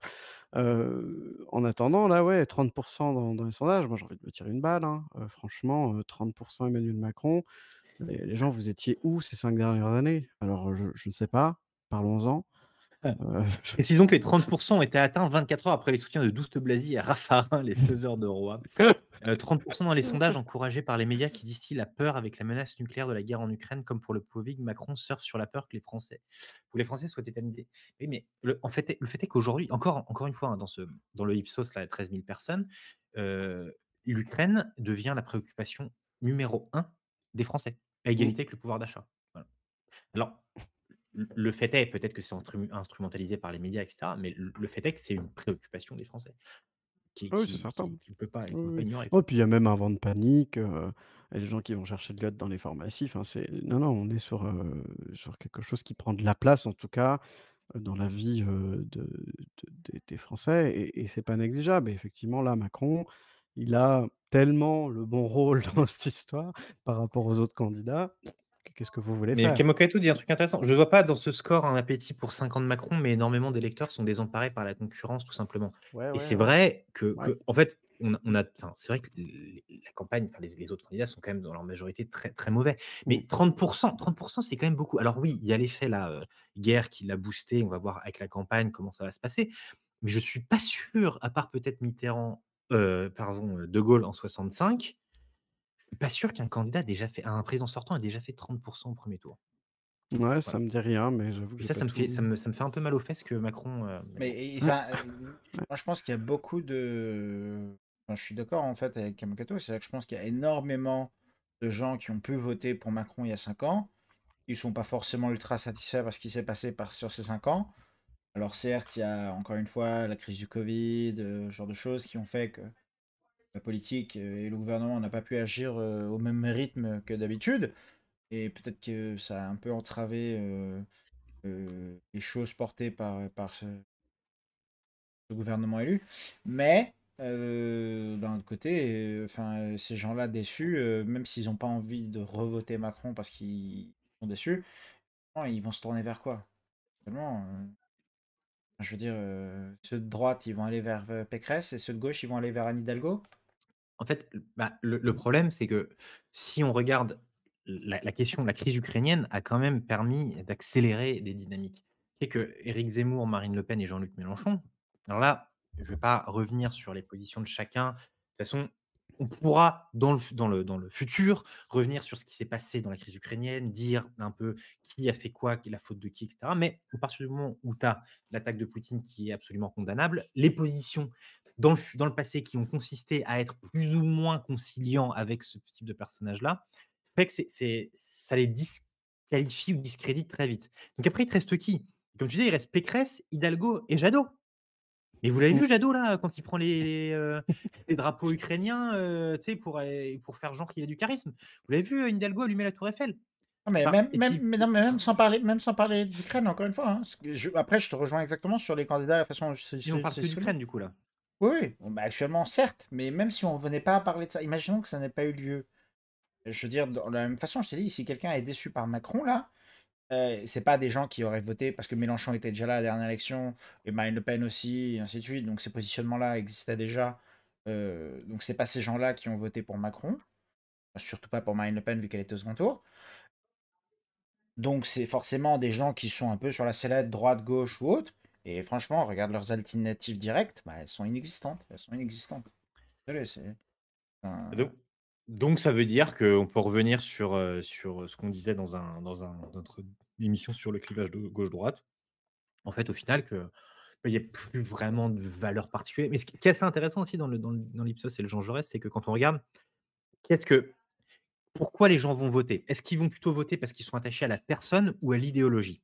Il est intéressant de voir que plus on s'éloigne du centre, de Macron, plus les votes donc pour Mélenchon ou pour les Zemmour et Le Pen sont parce qu'il y a pas forcément un attachement à la personne, mais il y a un attachement à l'idéologie. Mmh. Alors que plus on se rapproche du centre, donc là on fait Hidalgo, Jadot, Pécresse et Macron, et plus là c'est un attachement à la personne, donc faisant confiance à cette personne-là pour mener la France pendant 5 ans. Pas Et mine de forcément. rien, ça change quand même beaucoup de choses. Ouais, Pécresse et Hidalgo, je suis pas d'accord. Je pense que c'est encore l'idée Ouais, je suis justement pas du c'est encore le forcément. parti. Mais c'est Ouais, pas c'est pas d'accord ou pas, c'est les chiffres de enfin c'est Oui, 10 000 oui, non Français mais qui, tu vois?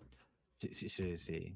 je crois que c'est faudrait que je retrouve les chiffres exacts, mais oui? comprends, mais enfin, si tu veux, pour moi, c'est surtout que, en fait, en re-regardant un peu les programmes là et les idées portées, justement à l'approche des candidatures, définitives et ainsi de suite, je me suis rendu compte que, en fait, il y a peut-être un clivage gauche-droite qui est identifiable là-dedans et qui est, par exemple, au niveau de l'économie, est-ce que tu penses plutôt qu'il faut renforcer tes entreprises pour créer une forte économie ou est-ce que tu penses qu'il faut, revaloriser les individus et leur permettre de mieux s'intégrer dans l'économie pour créer de la richesse? Hem, je trouve que les partis et les différents bords, respectent quand même assez bien les lignes historiques, mais que si jamais tu, regardes, ce que les candidats de gauche proposent pour, rehausser le niveau de leur enfin, par exemple des individus, ça rentre pas là-dedans et de la même façon que la droite quand elle se propose de soutenir les entreprises, enfin, c'est des méthodologies qui ont l'air d'être évidemment enfin, qui ont l'air de ne pas pouvoir faire autre chose que de se planter dans le mur. Voilà après. Ça fera Lui si nous tu veux dit ouais. oui, vas-y, vas-y, Non, non, vas-y. pardon, pardon, je Non, non, continue. ah non, non, je voilà, enfin, genre juste, voilà, c'est juste, je pense que c'est, justement, on parle d'idéologie et d'attachement au personnage, je pense qu'il y a aussi un problème avec la méthodologie, tout simplement. Je pense qu'il y a beaucoup de mesures proposées par les candidats, qui peuvent séduire, au niveau idéologique, mais qui ne séduisent pas au niveau méthodologique et c'est pour ça, je pense aussi que les candidats, justement, ou qui sont beaucoup plus dans l'idéologie que dans la méthodologie, séduisent tous ceux qui pourraient être de l'idéologie, on va dire par exemple globalement plutôt gauche centriste ou droite centriste, mais qui voient que les méthodologies appliquées n'ont aucun intérêt dans ces candidats-là, et donc se rabattent sur l'idéologie juste pour dire bah, j'aimerais quand même qu'on renforce cette idéologie-là, et quitte à passer par un jusqu'au boutiste, tu vois. Ouais, ouais. Qu'est-ce que tu voulais dire quelque chose, Adrien? Non, non, c'est bon. Oui, oui. C'est tout bon, en fait. Excusez-moi. OK. Mais au-delà de ça, si on revient sur la crise actuelle, en même temps, est-ce que décemment, il est possible pour les candidats de critiquer le président de la République? Honnêtement. C'est quand même compliqué. C'est le chef des armées, c'est le chef de la ouais, il représente la France à l'étranger. Donc en fait, il y a 2 questions là. C'est déjà qu'est-ce qu'ils peuvent Mmh. dire, de un et de 2 et sachant que lui, il a été cohérent, Macron, pas sur la là, on peut lui reprocher beaucoup de choses, mais il a été cohérent sur la crise ukrainienne de A à Z, même s'il a réussi à rien, il a été cohérent. Là où d'autres candidats, les contorsions sont été un peu compliquées comme on en parlait. Donc du coup, on ne peut pas le critiquer et on ne peut pas parler d'autre chose. Moi, c'est ce que j'ai envie d'évoquer avec vous, c'est le risque. Quel risque on aurait à ce qu'il n'y ait pas de campagne? Parce qu'on est quand même dans un système où le président de la République, il n'a jamais à s'expliquer de rien, mais parce qu'il est élu directement par les Français. C'est la rencontre d'un homme et d'un peuple, c'est un moment très important, blabla, vous connaissez tout le décorum un petit peu qu'on rabâche tout le temps sur l'élection présidentielle.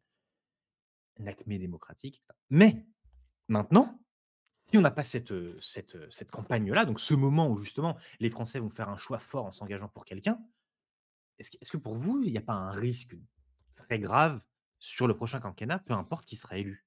Ouais, si, mais le risque, il court à mon sens depuis un petit moment avec ces institutions-là et il est de toute manière présent à chaque élection parce que la campagne du président de la République déjà ne se fait, que sur les aspects législatifs des réformes qu'il veut mener, ne se fait qu'avec la condition qu'il ait, une assemblée de sa couleur politique, se fait en plus sans expliquer rien à personne et effectivement en se disant: «Bah, écoutez pour 5 ans, j'ai carte blanche maintenant». Il y a quand même aussi le risque pour le président qui va probablement être réélu, Mmh. de ne pas avoir justement cette majorité à C'est l'Assemblée en ça. juin. Et ça, bah, Ça, pour le ça c'est coup, un. sans campagne du tout, avec ce bilan du quinquennat qui, mine de rien, ne satisfait pas grand monde non plus, quoi qu'on en dise, Mmh. on verrait quand même bien une majorité, les Républicains, par exemple, à l'Assemblée nationale, par exemple, hein, j'en sais rien, en juin. Et là, du coup, on rebat toutes les cartes avec une cohabitation, sous un Oui, quinquennat. mais Oui, on est mais déjà, tu vois, dans le coup d'après. Oui, oui, bien sûr. Vas-y, DB. et je suis pas sûr, non, mais je suis pas sûr que ce soit incompatible avec un président énoncé centriste, que, qu'un candidat, qu'un parti, on va dire, d'un bord ou de l'autre, mais semi-centriste, soit en cohabitation. C'est pas impossible, hein, et c'est pas incompatible, je pense. Je pense que tu peux orienter les mesures dans un sens ou dans l'autre.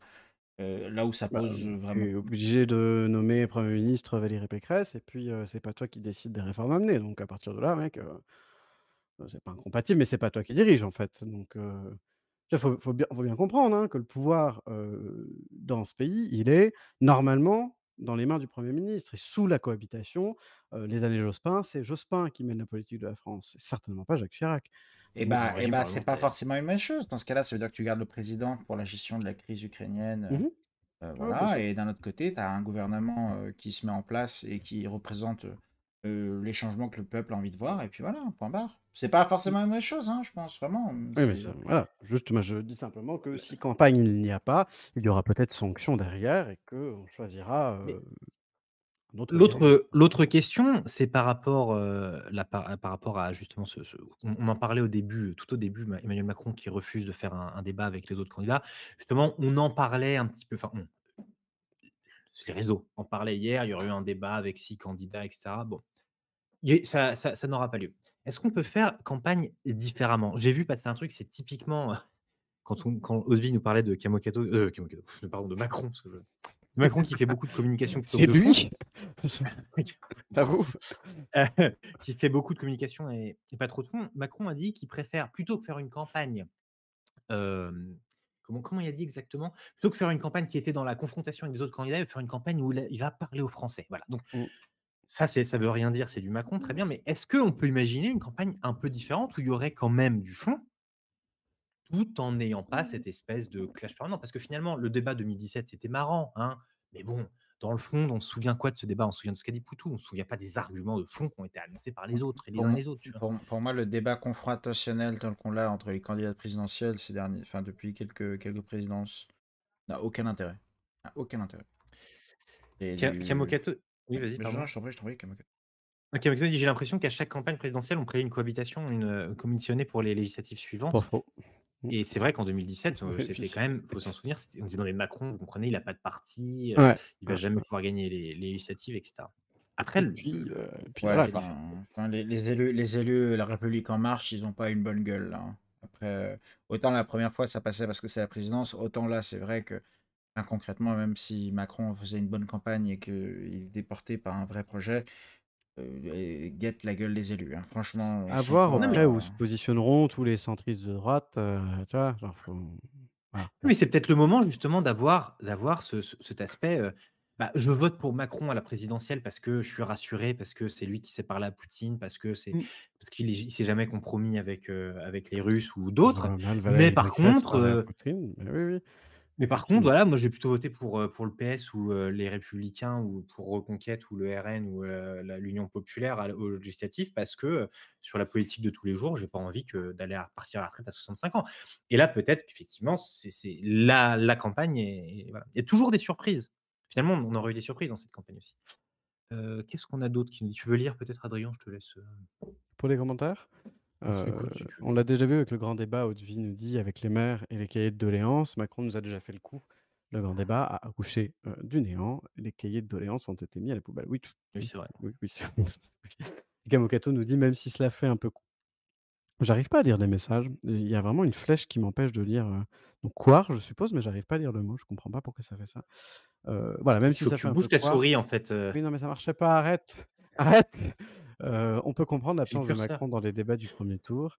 3 heures, d'attaque de toutes parts sur lui, qui n'a que 10 minutes de réponse. Pas sûr que la fonction et le débat d'idées en ressortent grandis.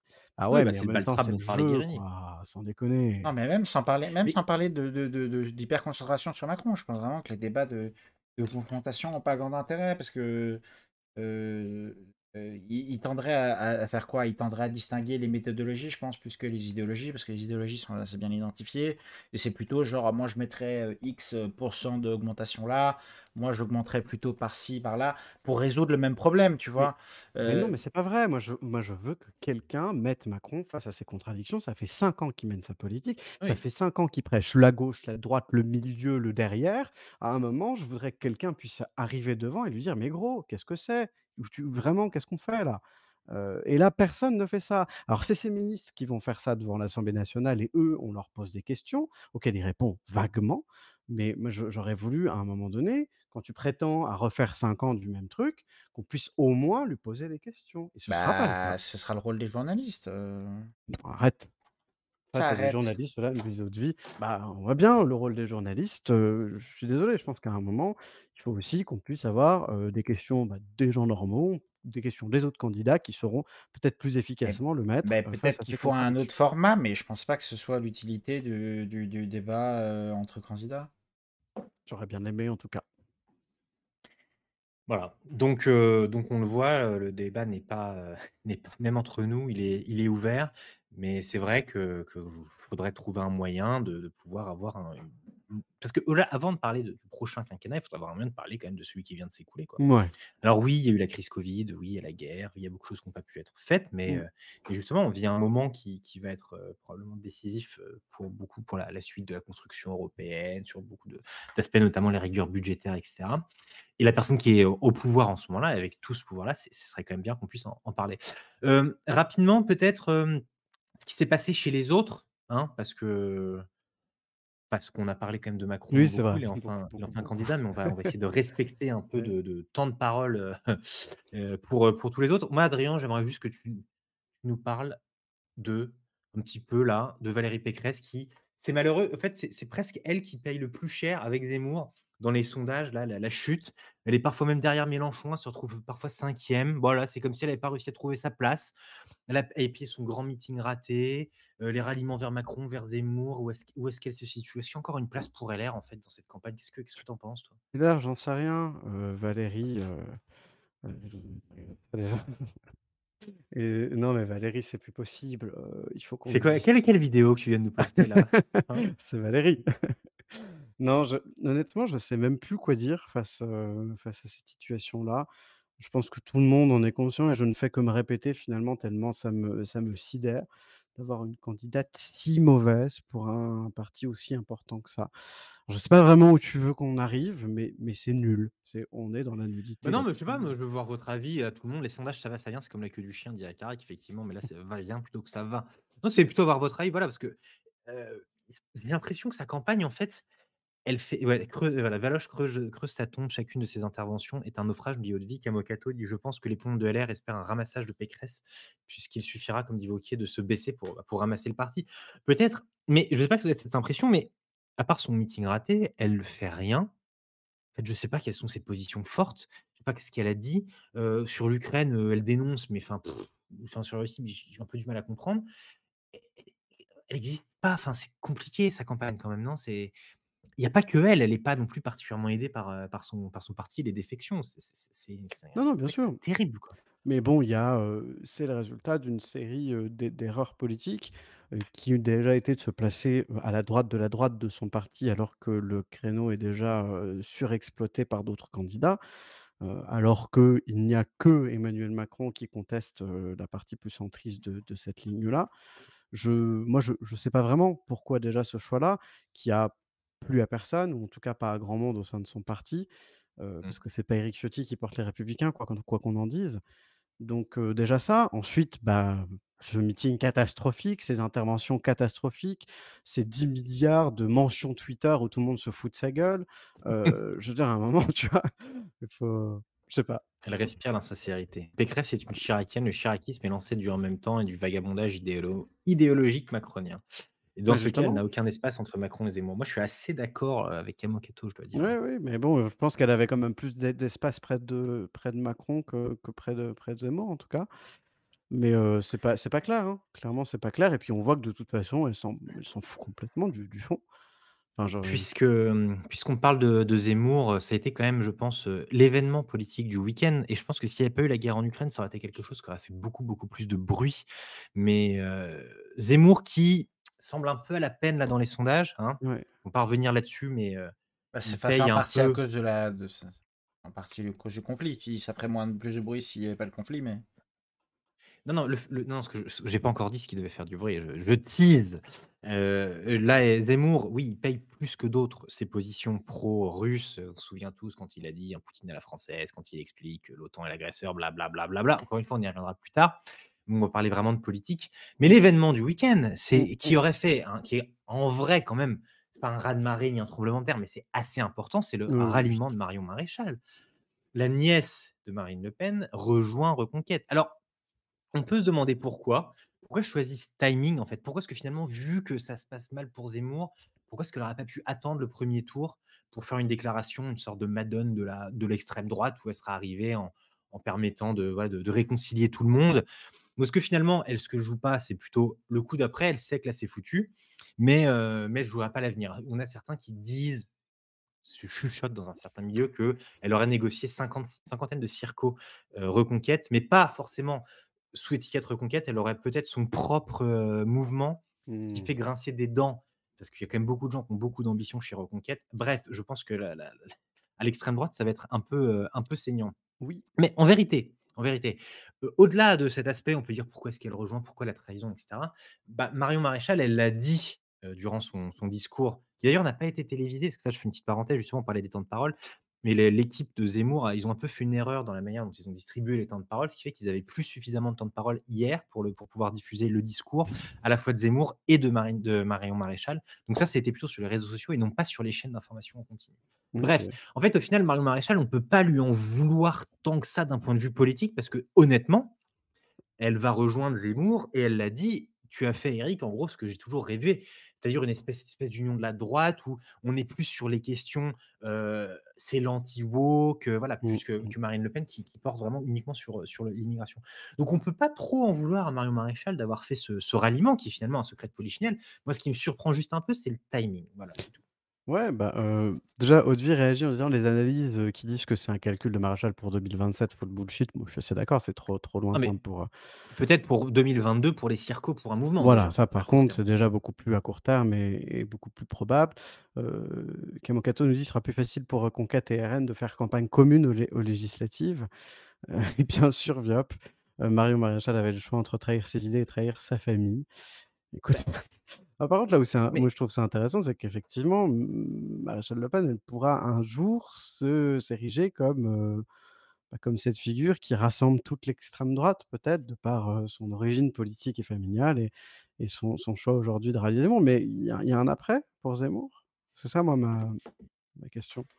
Mais, tu je déjà pour répondre à Kemokato, Marion Oui. Maréchal avait le choix entre trahir ses idées et trahir sa famille.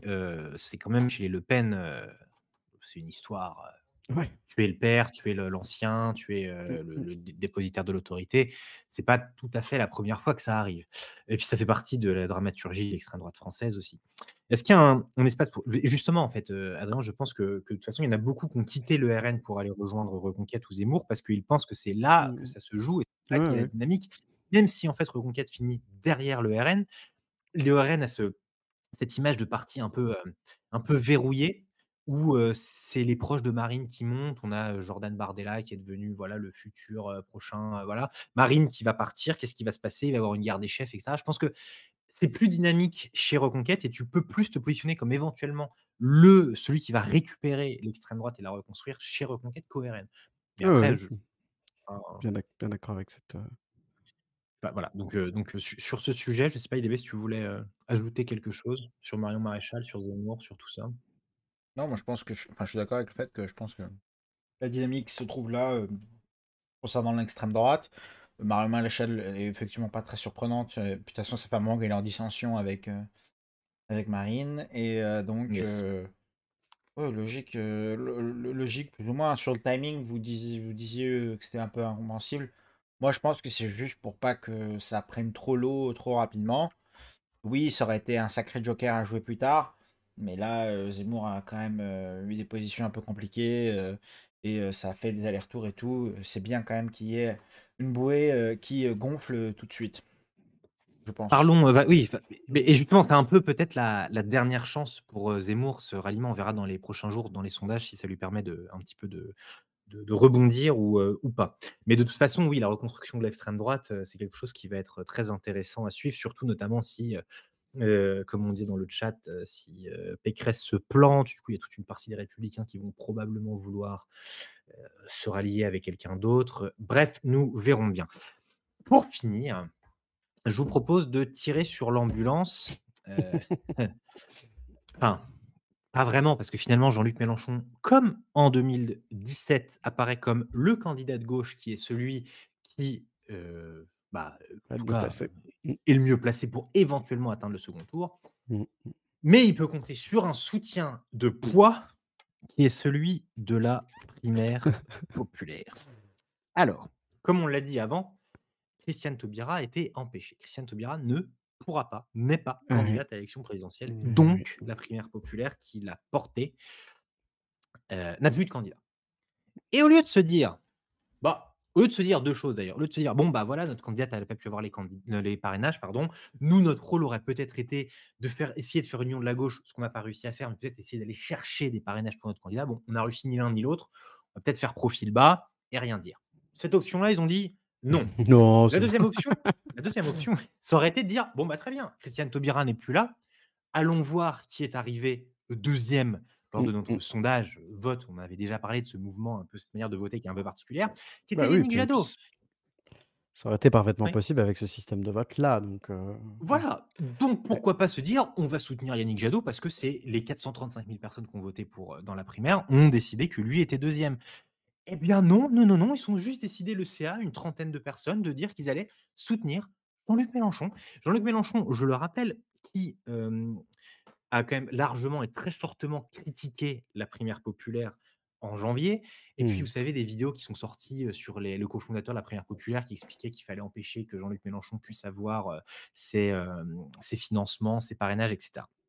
C'est ridicule, et venant d'un mouvement qui veut dire: «Oui, c'est la société civile, oui, on va faire de la politique autrement». Moi, je trouve, et là, je vais vous laisser peut-être, vous exprimer et réagir, mais je trouve que ça pue la politique politicienne à l'ancienne, où on essaie de rester là, d'exister à tout prix, de se positionner pour le futur, juste pas parce qu'on porte des convictions, mais parce qu'on a envie d'être là. Et honnêtement, on avait reçu quelqu'un de la primaire populaire, et moi, c'est une initiative que je trouvais très intéressante et pour laquelle d'ailleurs je m'étais inscrite. Moi, je me sens complètement, volé par cette histoire. Je trouve ça absolument scandaleux. Voilà, je sais pas ce que vous en pensez. Entièrement d'accord avec toi. Haute-Vie dans le chat réagit et dit: «Lol, cette vaste blague, synonyme de combine politique par Voilà, c'est excellence. ça.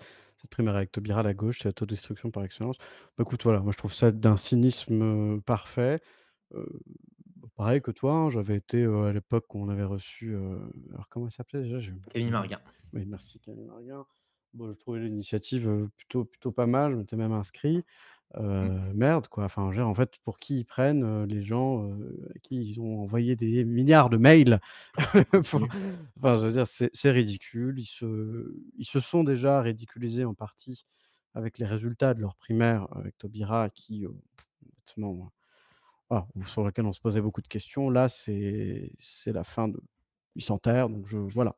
Ils m'auront plu, en tout cas, moi, c'est sûr, avec leurs initiatives à la con et Bah, ce moi, que j'en pense, c'est j'espère vraiment que les gens, enfin, du coup, ces personnes qui ont porté l'initiative de la primaire populaire, faites attention où est-ce qu'ils vont être dans bah, ouais. quelques mois, parce que Oui, oui, faut franchement, regarder, si ouais. c'est des Mmh. responsables, moi, je leur en veux. Je trouve qu'ils ont fait beaucoup de mal à la gauche, et par cette espèce d'initiative, des gens qui ont donné de l'argent, tu vois? Enfin, comment ils voilà, rendez l'argent. Exactement. Non, mais Je sais pas ce que tu en penses, CDB, mais enfin, pour moi, j'avais envie de les défendre et de rendre ça défendable. Enfin, de rendre ça défendable. Mmh. Non, pas de rendre ça défendable. J'avais envie de Difficilement les quand même, défendre ouais. et je trouvais ça défendable envers et malgré tout. Même si je pense qu'effectivement, déjà, Taubira, c'était un choix terrible. Ouais, mais ça, c'est pas De... eux qui ont choisi, tu vois? ça, Genre, à la limite. Certes, et certes, admettons. Et moi, j'ai même pas de mal avec le choix de Jean-Luc, c'est pas ça le problème. C'est qu'ils Mmh. auraient demandé, aux électeurs qui ont participé, vu qu'ils envoient des milliards de mails tous les jours, ils auraient bien pu en envoyer un pour demander ça. Au fait, maintenant que Taubira est plus là, qu'est-ce qu'on fait les gars? Peut-être qu'il serait porté sur Jean-Luc Mélenchon, c'est pas du tout impossible, en mode, ben voilà, on va voter utile en quelque sorte. Même Ouais. si Mmh. c'est, Jadot qui est arrivé 2e, on voit bien qu'il est moins bien positionné ou je sais pas trop quoi, Mmh. mais là, ils ont rien demandé à Non, personne, non, c'est mais parfaitement choquant. oui, exactement. Voilà. Et encore une fois, là, c'est la méthodologie qui pêche. Et Ah oui, oui. Je suis d'accord. c'est absolument inacceptable ce qu'ils font. Euh, Enfin, je veux dire, c'est une trahison complète du principe initial, donc je vois pas. Enfin, C'est clair. ils pouvaient pas faire pire. Je pense qu'ils pouvaient pas Mmh. faire pire, et Je suis assez aujourd'hui d'accord. encore, même en calcul, je comprends pas comment tu te dis ça va passer. Même si c'est un calcul sur l'avenir, même si c'est une magouille qu'ils ont trouvée à gauche, à droite, je ne sais pas, n'importe où pour aller se placer, je ne comprends pas à quel moment tu te dis que ça va Ouais, passer. Enfin, je veux dire, en plus, Et Kamikaze enfin, je veux dire, ça ne représente les voix de personne, ça représente mais rien du tout, au vu de la présidentielle. oui, oui. Je comprends pas comment tu peux te pourvoyer à ce point. Et Kamikaze nous rappelle que c'est vrai qu'ils avaient écarté, Fabien Roussel au début de cette primaire, voilà, sans vraiment raison, parce qu'ils avaient estimé que Fabien Roussel correspondait pas à certaines, idéologies ou je sais pas quoi. Hem votre attends, qu'est-ce qu'on dit? Normalement, la gauche, si les militants votant la primaire avaient pu choisir, Jadot aurait été choisi après l'éviction de Taubira. Oui, voilà, c'est ouais, ouais, ce qu'on disait, après mais voilà, encore une fois, hein, peu importe, hein. Mmh. sur le fond, la candidature de Jean-Luc Mélenchon se tient parce qu'il y a, comme l'a dit Adrien, le vote utile, mais c'est la fin. Kamokato dit: «Votre indignation est inversement proportionnelle à l'indifférence totale de la population Mmh. française sur cette primaire».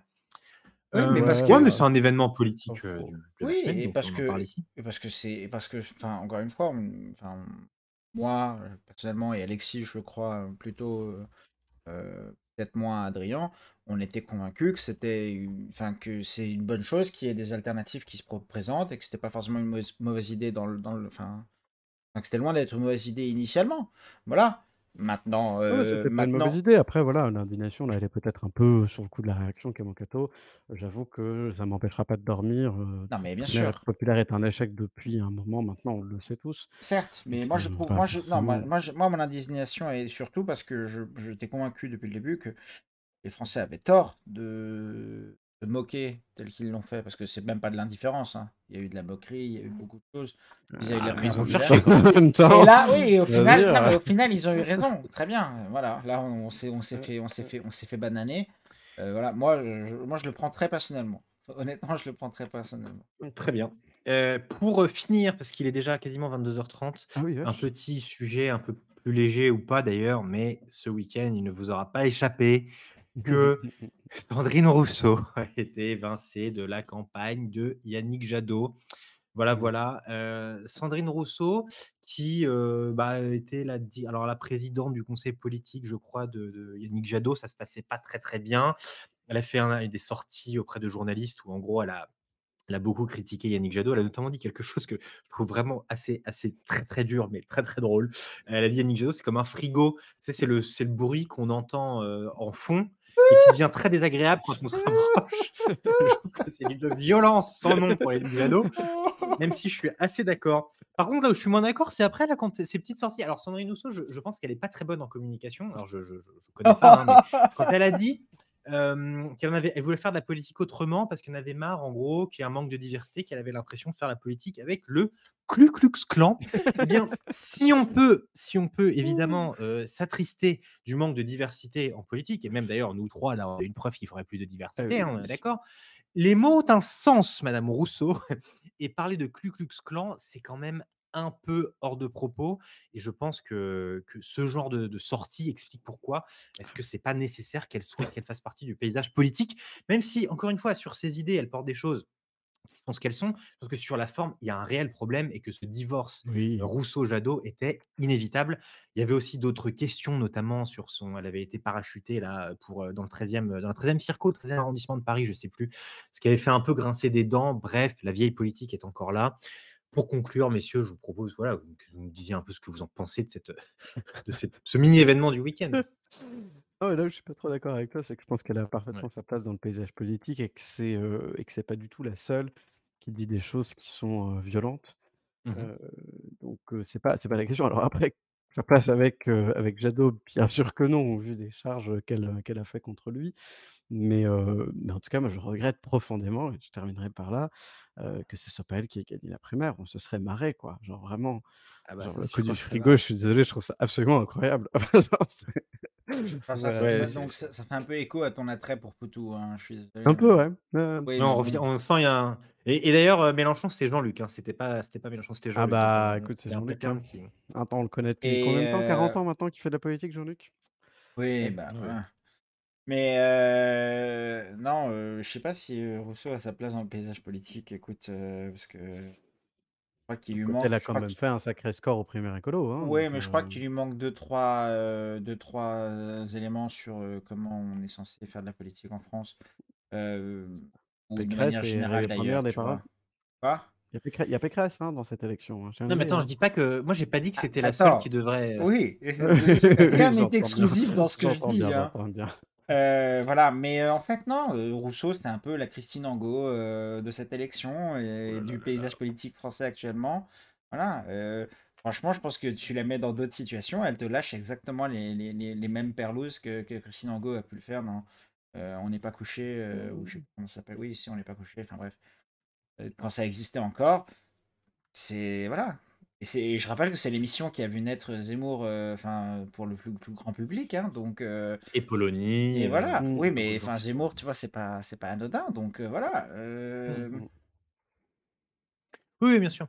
On nous dit C'est dans le ça, chat, gros, c'est pas une grosse perte, elle aurait dû être évincée depuis longtemps, c'est une métastase de la campagne de Jadot. L'écoféministe Rousseau, ça aurait fait 2. Bon, voilà, pas non beaucoup là, d'amour pour Rousseau et voilà. Non, pas Kamokato demande beaucoup si de en fait, c'est pas en fait, si c'est pas calculé tout ça, si finalement elle vise pas alors lui, il dit prendre le leadership du grand parti woke à venir. Je dirais pas ça comme ça, mais est-ce que finalement c'est elle a pas fait toutes ses sorties, se faire virer pour se positionner en victime, pour derrière, pour dire: «J'ai quand même une certaine légitimité» et Adrien, il tombe les pieds dedans directement, voilà, ah non, moi je m'en pour fous qu'elle se Bon, fasse virer, elle a pas du tout sa place dans la campagne de il y Jadot, aura ça je suis bien pas, d'accord avec ça, hein. il y aura pas de grand parti woke à venir, je pense, ça veut si rien je dire peux me un permettre. parti woke, Oui, oui, je savais Non, mais bien. quand bien Je savais. même on était laxiste et on accepterait différentes, enfin, je pense qu'il y aura rien qui Différente pourra quoi. être apparenté à ça, tout simplement parce que. Moi ce qui me fascine encore, c'est cette propension qu'ont beaucoup de gens à regarder la menace comme étant à gauche, alors que les gars franchement, regardez un peu de l'autre côté La aussi, menace est hein. partout, la menace est partout, Regardez derrière soi aussi, hein, Adrien. quand on marche, hein.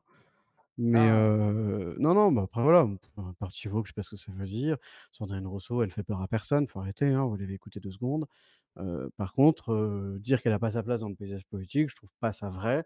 Il y a notamment énormément mais quel est de son créneau féministes qui alors? se Quel est son créneau? retrouvent dans cette notamment beaucoup de courants féministes qui se retrouvent dans la candidature de Rousseau, qui se retrouvaient dans la candidature écologiste de Rousseau.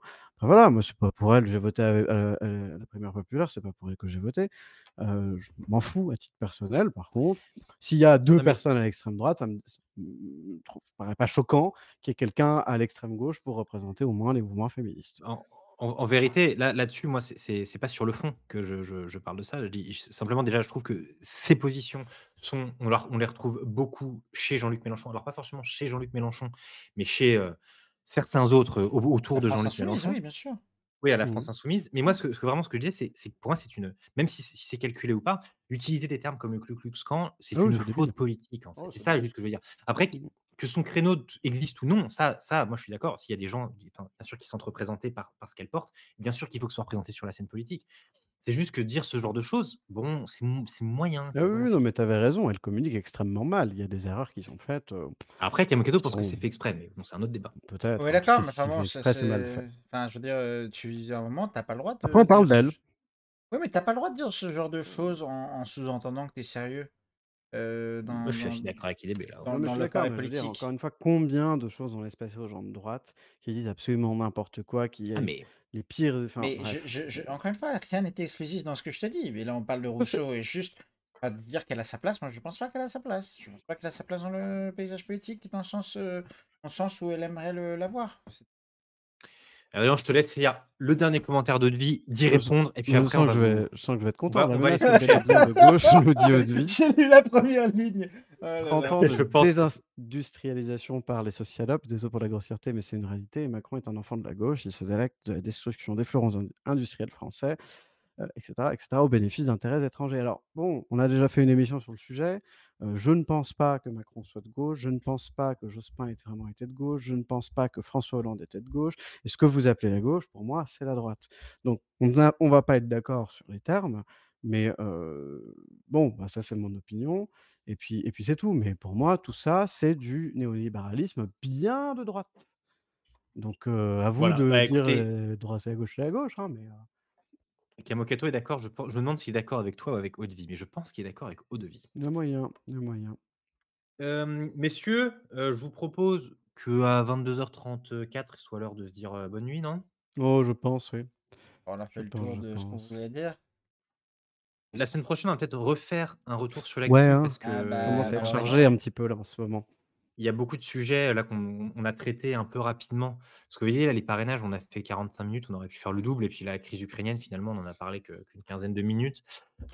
Mais du coup, ouais, on va refaire un retour sur l'actu et puis pour la suite, on verra un peu.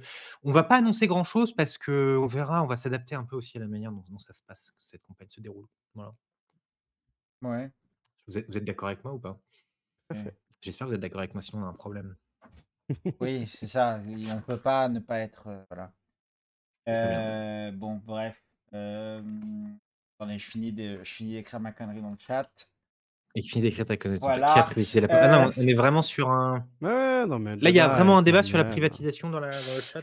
Qui a privatisé quoi? Ah bah, voilà, la droite Pécresse, c'est pas la vraie droite, donc on peut pas me sortir l'argument: «Oui, mais ça, c'est pas la droite», alors qu'on me dit que, François Hollande était de gauche. C'est pas possible. À un moment, les gars, Quelle est la Non, différence non, hein, entre Valérie Pécresse et c'est François bon. Hollande? Ça, on arrive toujours au bout il d'une y en a heure et quand demie, même une une, heure quarante. qui m'ont dit mais vas-y, on va pas revoir le débat de 2 heures sur Voilà, c'est quoi la droite et exactement. la gauche. Le point Hollande n'est pas de gauche. On l'atteint toujours à un moment Mais dans oui, mais en même l'émission. temps, on l'atteint, mais C'est, genre, il faut le dire, ça a pas oui, l'air clair, hein. ce n'est pas le point Goldwyn, c'est le point 66 millions. Il est donc atteint. Ça marque donc la fin de cette émission. Voilà. Bah, merci à vous Euh, en tout cas d'avoir suivi, Bien c'était cool. sûr. Et non, Vous mais bien sûr. étiez Et c'est pas parce on essaie de censurer Adrien du tout, hein, c'est juste qu'on note que c'est toujours le moment où le tunnel commence un peu à mais se vous avez raison resserrer vous avez raison, vous pour avez nous raison. tous. Pas que pour Adrien, pour le chat, pour nous tous. Et là, moi, je commence à dire des conneries. Ah, bref, voilà. Ça veut dire généralement surtout qu'on a passé une bonne émission, puisque voilà, ça veut dire qu'on a passé un petit moment ensemble et qu'on s'est suffisamment chauffé l'esprit pour arriver à ce stade-là. Voilà. Est-ce que vous avez pensé, pendant que je faisais cette longue tirade, à un dernier petit mot que vous vouliez dire, Adrien, Alexis, peut-être, non? J'ai beaucoup parlé déjà donc Ouais, non, moi je pense qu'on a on a dit assez de choses On cette a dit ce qu'on émission. voulait dire, voilà. Merci. Encore une fois, c'est le synonyme d'une émission rondement bien menée. Grave. Ouais, On va se mettre pro, hein. on est fort et on assume. Voilà. Sur ce, je vous salue. Merci à tous d'être là. On a passé, merci. voilà, moi ça me fait toujours plaisir de discuter avec vous.